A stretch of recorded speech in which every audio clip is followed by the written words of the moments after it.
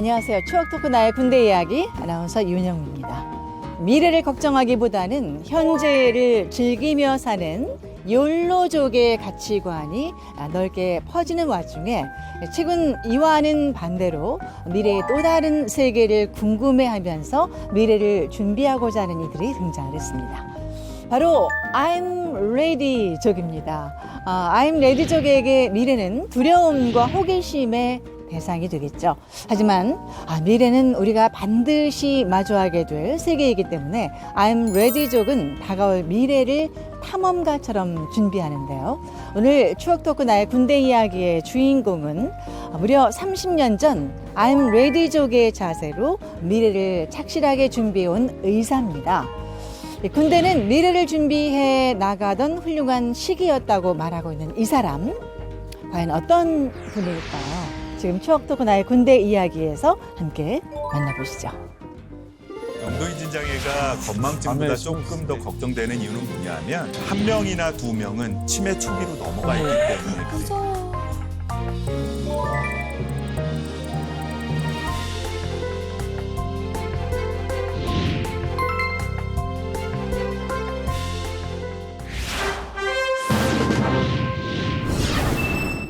네, 안녕하세요. 반갑습니다. 안녕하세요. 반갑습니다. 네, 직접 카메라 보시고요. 시청자분들께 인사를 좀 나눠주실까요? 자, 국방TV를 보고 계시는 여러분께 인사드립니다. 저는 군의관 출신이고요. 직업군인은 아니었는데 군의관들이 할 수 있는 건 다 해본 단기군의관 출신, 지금 현재는 고대의대에서 정신과 교수를 하고 있고요. 지금 고려대학교 의료원 대외협력실장을 맡고 있는 한창수라고 합니다. 오늘 명사가 아닌데 군대 갔다 온 명사들이 별로 없나 봐요. 오늘 저를 불러주셔서 대단히 감사합니다. 군의관으로 근무할 수 있는 곳에서는 다 근무했다. 이 말이 굉장히 인상적으로 다가오는데 차츰차츰 그 얘기를 좀 자세히 풀어보도록 하겠고요.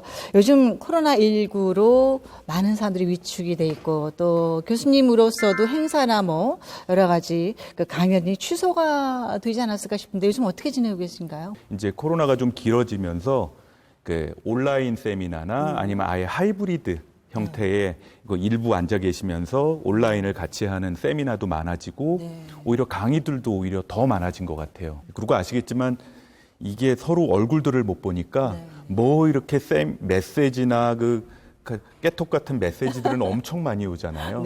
그것 때문에 정신적으로는 더 바쁜 것 같습니다. 긍정적인 면도 혹시 있을까요? 코로나19가? 장점은 뭐냐 하면 원래 행복한 사회의 특징 중에 하나가 개인주의가 좀 발달한 거래거든요. 그런가요? 아시아권, 특히 한국이나 중국이나 일본 같은 사회는 되게 집단적인 사회잖아요. 뭐 하다못해 과장님이 밥 먹으러 가면 다 따라가야 되고 시엄마가 밥 먹으러 가면은 형제까지 다 열 몇 명이 따라가야 되는 사회였는데 뭔가 반대를 그죠? 하면 뭔가 튄다는 인상이 있죠. 근데 이제 자연스럽게 코로나가 그걸 안 해도 되게 만들어진 게 있어요.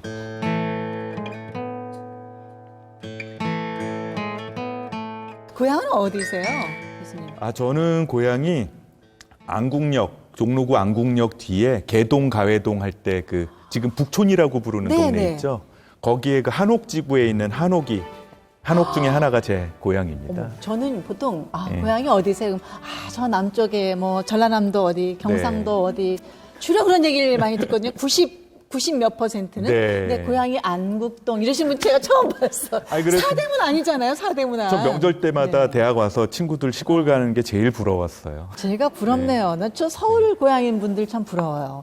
왠지 뭐 서울 고향이다 그러면 아주 이렇게 엘리트 집안인 것 같고 어려움 모르고 자라셨을 것 같고 더군다나 북촌 하면은 양반 어떤 그 가문인 것 같은 북촌 지금 한옥이 얼마나 비싼지 아시죠? 뭐 아시겠지만 양반들과 왕족이 모여 살던 동네잖아요. 근데 뭐 그런 사람들 밑에는 그 사람들한테 서빙하는 사람들도 같이 살았을 테니까. 중고등학교 때는 공부를 굉장히 잘하셨을 것 같아요. 그러니까 의대를 가는 거 아니에요. 의대는 정말 전국에서 뭐 몇 명 못 가잖아요. 중학교를 가는데 저희 형님이 제 3년 선배가 선배님이었는데 어머님이랑 사춘기 겪느라고 많이 싸우고 이제 그런 형이 있었는데 어느 날 밤에 엄마한테 많이 혼나고 같이 자려고 누웠는데 저한테 그러는 거예요. 너 중학교 가면 주먹을 꼭 쥐고 선생님 눈을 똑바로 보면서 수업을 열심히 들어라. 그러면 공부 잘할 거다. 네. 그런 아니 왜 거예요. 갑자기 그런 얘기를 하시죠? 그러게요. 자기는 공부 안 하고 맨날 엄마한테 혼났으면서. 후회가 됐나 보다. 근데 저는 어린 마음에 그 말을 듣고는 정말로 중학교 들어가서요. 네. 주먹을 꼭 쥐고 눈을 똑바로 보고. 필기도 별로 안 했어요. 네. 선생님만 계속 쳐다보고 선생님 말을 열심히 들은 거예요.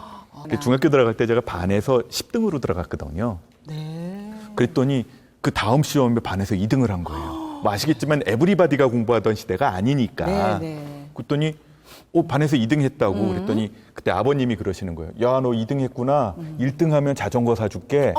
이런 말을 젊은 아버지죠. 아버님이 또 그 얘기를 하신 거예요. 동기부여하셨네요. 그 다음 시험에 1등을 한 거예요. 그랬더니 아버님이 저기 전교 1등. 그래서 그 이후에 몇 차례 시험 보다가 결국은 전교 1등 1학년이 하셨어요? 지나기 전에 전교 1등을 했어요. 머리도 있으신 네. 거죠. 근데 일단은 그때는 이제 자전거 사준다는 건 까먹었죠. 네, 그때.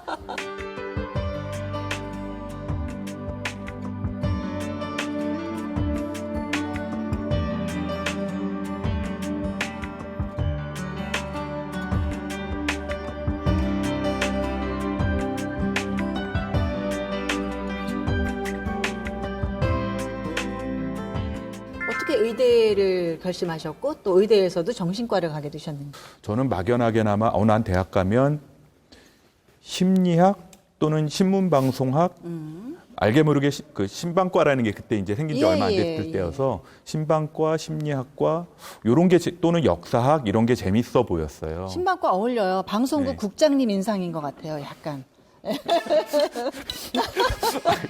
많이 뵌 인상 같은. 죄송합니다. 어찌됐건 그런 생각을 하고 있다가 네.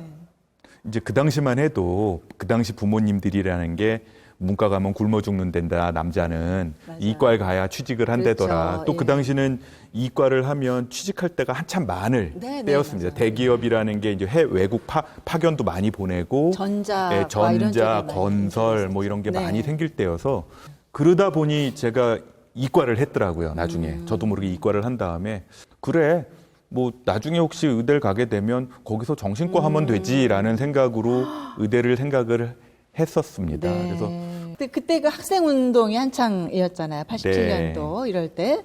그 대학 입학 후에 국가고시에 합격하기까지의 과정. 예. 그 이후에 그 한창수 학생의 생활 일상은 어땠을까요? 제가 뭐 학생회나 이런 거를 하지는 않았습니다만 네. 그 여러 친구들을 참 다방면으로 많이 어울렸던 것 같아요. 데모는 안 해보셨죠? 그 당시 데모라는 게 뭐 독재타도 민주를 주장하는 거는 거의 전 학생들 중에 거의 8, 90%가 그 시위에는 참석을 했었던 시대니까 뭐 시위나 그때 뭐 거리에서 데모들도 많이 할 때니까 네, 그때도 뭐 쫓아나가고 옆에 뒤에도 서 있고 그때 1987 영화에 나온 맨 마지막에 그 버스들 있고 많은 네, 사람들이 네, 네, 네. 서울 광장을 다 시청 광장을 다 채우고 있잖아요. 네. 저 그 광장에도 있었어요.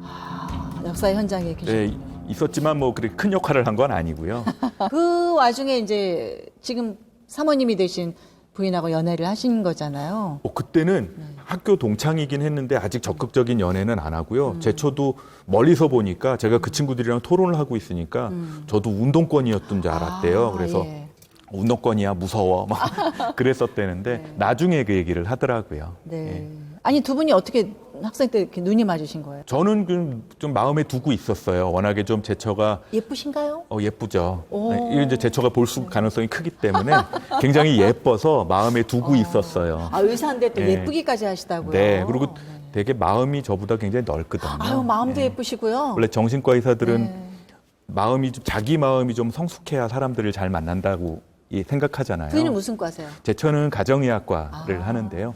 저보다 마음이 넓어요. 그래서 그 속 좁은 저를 잘 토닥여주고 제 마음을 좀 이렇게 어루만져주는 역할을 굉장히 잘해주고 있어서 네. 결혼 잘했다는 생각하고서 살고 있습니다. 방송용 멘트입니다. 네. 근데 저는 그런 거 궁금하더라고요. 질문 많이 받으시겠지만 정신과 의사는 사람을 만날 때 네. 정신 분석적으로 만나나요? 사람의 속을 막 꿰뚫어 볼 것 같고 왜 좀 그런 게 있어요. 저희들이 농담 삼아 하는 얘기가 접수하면 합니다. 입금되면? 네, 그런 건가요? 접수하면 그 시작을 하고요. 네. 그래서 제 친구들이나 네. 아까 윤 선생님도 말씀하셨지만 언제 한번 상담해야겠어요라고 말씀을 하시지만 네. 원래 아는 사람들이나 네. 접수 안 하신 분들은 잘 안 돼요. 그래요? 계속 그러면 네. 어떻게 삽니까? 그렇죠. 정신과 의사들도 네. 평범한 사람 중에 하나고요.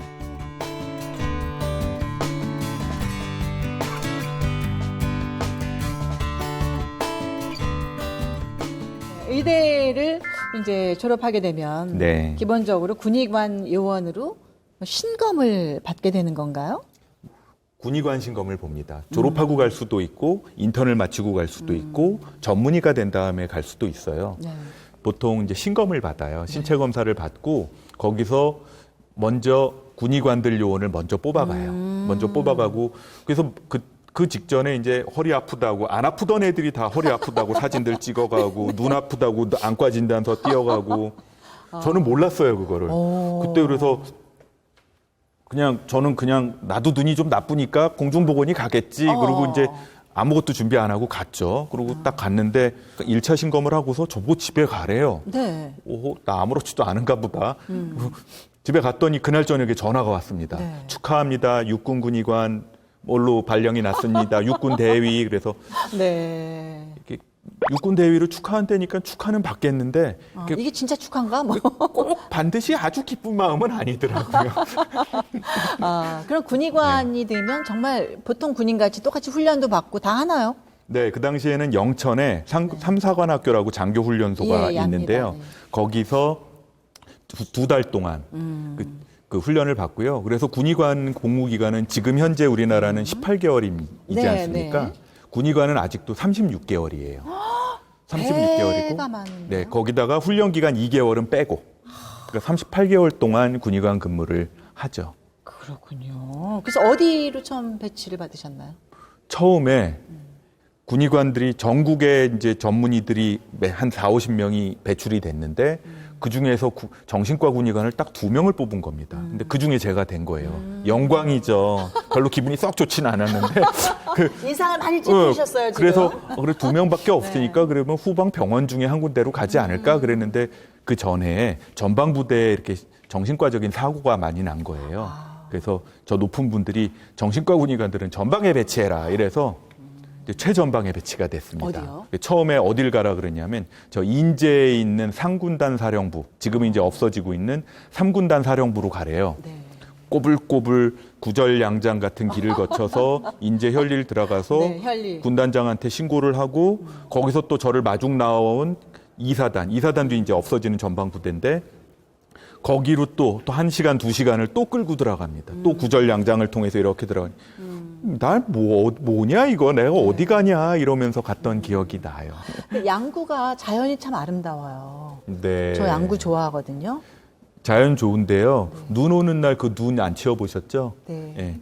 저는 그 눈 치우다가 발 부러지고 그 눈 치우다가 손목 다쳐서 온 친구들 또 그거 하다가 우울증 빠져서 나 군생활 못하겠다 그러고 이러는 친구들을 많이 봐서 혹시 군의관 시절에 기억 남는 환자 있다면? 제가 배치되고 일주일 후에 당직을 쓰는 거예요. 정신과 군의관인데 당직 쓰는 날은 일반 환자들도 이제 봐야 되는데 옆에 있는 그 부대에서 수색대 부대였는데 진지 공사를 하다가 한 병사가 손가락 하나가 이렇게 잘렸는데 이거 어떡하냐. 근데 정신과인 내가 봐도 이거는 헬기 타고 저기 통합병원에 가서 수술을 바로 응급수술을 몇 시간 내로 해야지 이게 붙는다. 그랬더니 그 공군사령부에서 전화가 왔어요. 육군 항공사령부죠.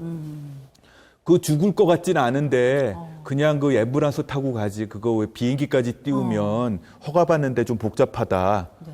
허가 받는 거 복잡하겠죠. 그래서 제가 그분한테 저기 누구님 아들이면 거의 지금 여기서 그거 수술할 수 있는 수도 토반값까지 가려면 대여섯 시간 걸릴 텐데 네, 네. 그 사이에 손가락 썩어가지고 평생 손가락 못 쓰면 당신 책임질 거냐. 네, 네. 그랬더니 아무 소리 안 하고 헬기가 뜨더라고요.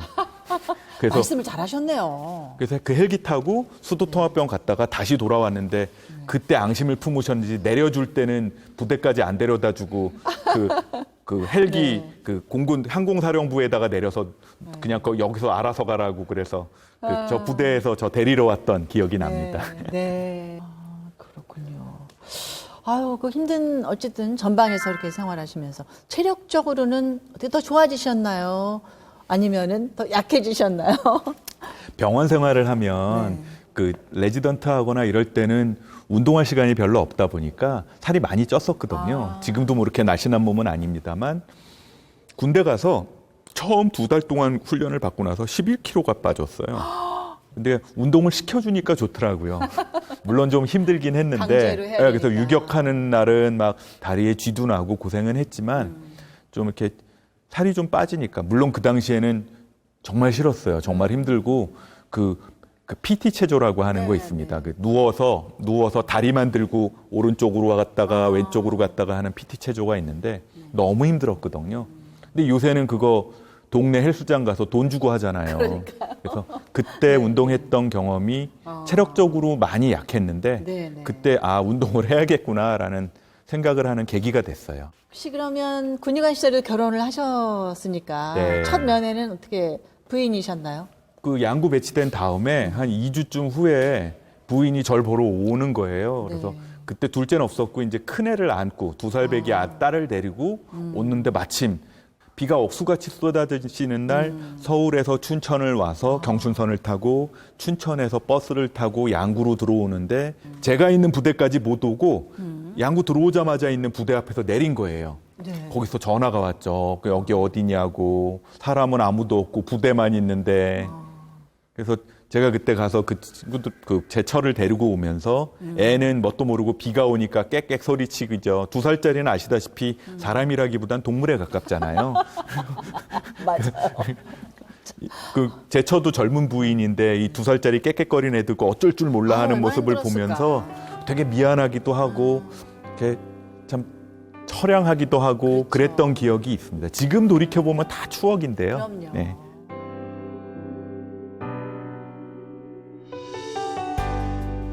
교수님 군대 시절에 네. 특이하게 외국을 나가셨어요. 네, 제가 군의관 3년 하는 동안에 네. 한 몇 개월 동안을 그 서부 사하라, 모로코 남부에 있는 사하라 사막 지역에서 평화유지군이 있었습니다. 네, 네. 거기에 이제 군의관들이 한국 군의관들이 가 있었는데 거기 가서 그냥 근무를 했었죠. 지원하신 거예요? 네, 지원해서 유엔군 면담도 하고 시험도 보고. 아니, 왜 지원하셨어요? 그때 이제 군대를 가고 나서 네. 이제 전방 근무를 하다가 네. 전방에서 전방 군인들을 쭉 진료를 하다가 파병 가서 일단 외국어 공부 좀 하고 그 외국 경험을 좀 쌓아야겠다라는 네. 생각에 거의 지원을 했죠. 난리가 났어요, 전방에서. 네. 전방에서는 여기서 지금 정신과 군의관이 전방에서 필요한데 어딜 가냐. 그리고 유엔 본부에서도 평화유지군은 주로 외과인데 정신과 가서 뭐 할래? 그래서 제가 미리 준비해간 논문들을 몇 개 꺼냈죠. 오. 이거 봐라. 네. 이 평화유지군들이 얼마나 스트레스가 많은지. 사실 그럴 것 같아요. 네, 거기 가면은 자기네들끼리 외롭기도 하고 네. 싸우기도 하고 굉장히 긴장을 많이 하는 데니까 네. 그래서 뭐 어떻게 다른 외국에서 온 군인들 면담도 많이 하셨겠어요? 뭐 병리과나 또는 방사선을 하는 그 중사님들 네. 이렇게 몇 분만 한국에서 가고 나머지는 다 미군, 프랑스군, 러시아군, 프랑스군 잘생겼더라고요. 예. 그리고 무슨 중국군들도 있었고 네. 아프리카 연합에서도 다국적이니까. 다국적 이제 장교들이 주로 와 있었고요. 네, 네. 서부 사하라에서 그 순회 진료를 하는데 네. 사막에 있는 캠프를 가다가 어느 날 한 캠프를 갔더니 외로웠던 폴란드 대윈 소령님이 폴란드 보드카를 들고 나오시는 거예요. 네. 저녁을 다 먹고 이제 근무가 끝났으니 쓸쓸하신 거예요. 너 한국에서 왔지? 술 잘 먹는 거 내가 아니까 이거를 오늘 저녁에 나랑 같이 먹자. 오. 저는 이제 한국에서 가져간 한국약, 소주라고 부르는 한국약을 한 두어 병 들고 갔더니 네, 네. 그걸 좀 먹어보더니 그 폴란드 분이 이건 물에다가 무슨 알코올 조금 탄 것 같고 좀 이상하다. 그러면서 자기 그 보드카를 먹자고. 네, 그래서 네, 저는 네. 못 먹는다 그랬죠. 네. 왜냐? 내일 아침 6시에 헬기 타고 딴 캠프로 가야 되니까 못 탄다. 네. 옥신각신을 하니까 옆자리에서 저녁을 먹고 맥주 한잔 하던 뚱뚱한 러시아 아저씨가 왜 그러냐고 오는 거예요. 그래서 네. 이마이마이마서 안 된다 그랬더니 그 아저씨가 걱정하지 마. 어. 나랑 같이 먹어. 그러면 자기가 먹던 술들을 다 들고 와서 우리랑 조인을 하는 거예요. 네. 그래서 제가 물었죠. 당신이 뭔데? 나 내일 6시에 그거 가야 되는데. 그랬더니 그 헬기 내가 몰아. 그러는 거예요. 알고 봤더니 그분은 과거 러시아군 출신의 네. 지금은 우크라이나 출신의 그 항공기 파일럿이었던 거예요. 그 폴란드 그분하고는 그 이후에 저거 제대하고 나서도 네. 이메일을 몇 번씩 주고받았던 기억이 나요. 어떤 군인을 상담했을 때 뭐 이런 뭐 결과가 있었고 인상이 남는 뭐 그런 그 상담 사례가 있을까요? 프랑스에서 왔던 대위, 잘생긴 대위가 하나 있었는데 그때 프랑스에서는 외인 부대가 와 있었거든요. 그 친구도 자기가 군대를 오기 전에 청소년 때 부모랑 겪었던 스트레스가 아직 남아 있었던 거예요. 그래서 그런 얘기들을 이제 처음엔 농담처럼 시작을 했다가 그 얘기들을 주고받으면서 들었던 얘기. 그래서 이걸 듣다 보니까 원래는 제가 이제 사하라 사막으로 이제 순회 진료를 하면서 그 중간중간 캠프에 있는 분들한테 스트레스 강의를 하고 다녔었거든요. 아, 네. 근데 이제 이것만 가지고는 안 되겠다. 그래서 몇 분을 상담을 해보니까 생각보다 스트레스가 많구나. 네. 그래서 그분들을 설문조사를 했어요. 그랬더니 거기 나와 있는 평화유지군들이 생각보다 스트레스 레벨이 굉장히 높고 특히 외로움, 그다음에 뭐 갇혀 있고 사막 한가운데 6개월씩 갇혀 있다고 생각을 해보세요. 한 30명 정도 되는 사람들이 네. 굉장히 예민해지고요. 네, 네. 그런 현상이 벌어지는 거에 대해서 그 논문을 하나 만들어서 그 유엔에다가 리포트도 하나 제출했던 게 좋은 기억이 납니다. 정말 큰일 하셨네요. 그리고 개인적으로도 정말 평생에 한번 해볼까 네. 말까 한 그런 경험을 네, 맞습니다. 하셨고요. 도움도 많이 얻었고요. 제가 도움 많이 주셨죠. 제가 도움을 네. 주기도 했지만 사실은 제가 얻은 게 더 많죠. 전 그러면서 네. 제가 얻은 거는 이거 사람들하고 영어로 대화하고 면담하는 거 별거 아니구나. 다 인간적으로 네. 통하는 게 있어요. 마음이 통하면 되는구나. 그리고 사람은 또 뭐 어디나 똑같지 않을까요? 네. 그렇죠? 그리고 또 재밌는 경험이 있었던 게 네. 사하라 사막 북쪽 끝에 있는 프랑스군 기지에서 네. 급하게 전화가 온 거예요. 왜요? 거기 사람들이 몇 명이 토하고 그 장염이 생긴 것 같다. 보통 군대에서는 군대 다녀오신 분들 여기 아시겠지만 네. 군대에서는 배탈 사고 나면 난리거든요. 왜냐하면 음식의 문제니까. 전체 군인을 통솔하던 벨기에 장군이 저한테 전화해서 저보고 가보라는 거예요. 네. 그래서 제가 대답을 했죠. 가긴 가겠는데 장군님 저는 정신과인데요. 배탈. 그래서 저도 그래도 가보라고. 네. 그래서 가봤더니 네. 이 군대에 있으면서 겪는 여러 가지 스트레스 때문에 마치 한 명이 배탈이 나고 토하는 걸 보고서 주변 사람들 한 서너 명이 그걸 심리적으로 감염된 거예요. 심리 그러니까 마치 감염이네요, 진짜. 왜 여자 중학교에서 한 명 배 아파서 쓰러지면 다 이렇게 옆에서 덩달아 쓰러지는 사람들 네, 가끔 네, 있듯이 네. 그런 비슷한 걸 이제 심리적인 공황이라고 얘기를 하거든요. 네. 그래서 그것에 대한 리포트를 하면서 전 개인적으로도 이런 것들을 조금 더 공부를 해봐야겠구나. 제 미래에 대해서도 네, 네. 생각을 해보게 됐죠. 그래서 그땐 생각을 안 했지만 나중에 생각을 해보니까 제가 정신과 의사가 되고 교수가 돼서 과장이라는 게 처음 됐을 때 네. 2014년에 그때 왜 서해안에서 큰 배 하나 침몰되는 때가 네. 있었잖아요. 제가 그때 생존했던 학생들을 대규모로 수용했던 병원에서 정신과 과장을 했거든요. 네. 그래서 그런 것들을 하는데도 도움이 되려고 그때 사하라 사막까지 가서 그랬었나 보다라는 생각을 모든 해보게 경험은 됩니다. 다 예. 지금의 자양분이 되는 것 같아요. 네. 그렇죠?